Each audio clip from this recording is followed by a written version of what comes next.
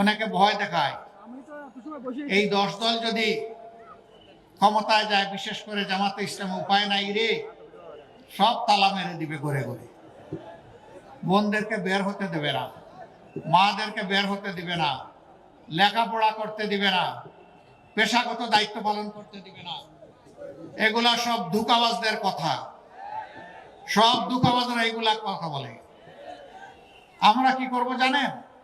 নবীজি সাল্লাল্লাহু আলাইহি ওয়াসাল্লাম প্রত্যেকটি যুদ্ধে আমাদের মা বোনদেরকে যোদ্ধা হিসাবে সঙ্গে করে নিয়ে গেছে।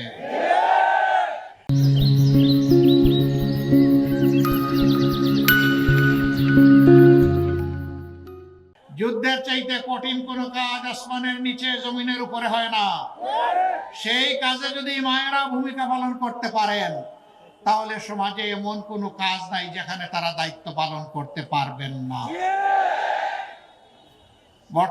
বর্তমান সমাজেও তারা কাজ করেন, কিন্তু দুইটা জিনিসের বড়ই অভাব। একটি হচ্ছে তাদের নিরাপত্তা, আর একটি হচ্ছে তাদের মর্যাদা।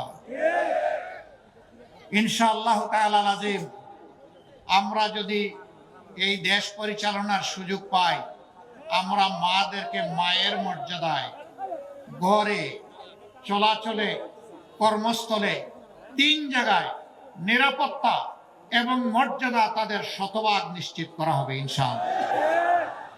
আমরা বিশ্বাস করি আমাদের জীবনের চাইতে আমাদের মায়েদের ইজ্জতের মূল্য অনেক বেশি।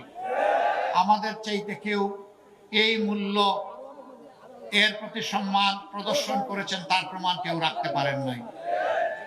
যারা আজকে বড় গলায় কথা বলেন বিভিন্ন জায়গায়, তাদের হাতেই আমাদের মা বোনেরা, মেয়েরা ক্ষতিগ্রস্ত হয়।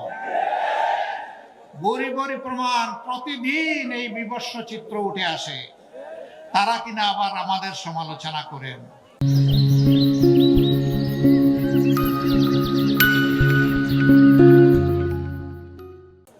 সাধু সাবধান, বাক্সের মুখ খুলতে বাধ্য করবেন না, তাহলে ভিতরের সব কিছু প্রকাশ করে দেব। আমরা কারো বিরুদ্ধে লাগালাগি, খুচাখুচি করা পছন্দ করি না, কিন্তু আমাদেরকে কুসা দিলে কুসা ফিরাইয়া দেওয়া আমাদের উপরে ওয়াজিব। সেই ওয়াজিব কাজটি করতে আমাদেরকে মেহেরবানি করে বাধ্য করবেন না।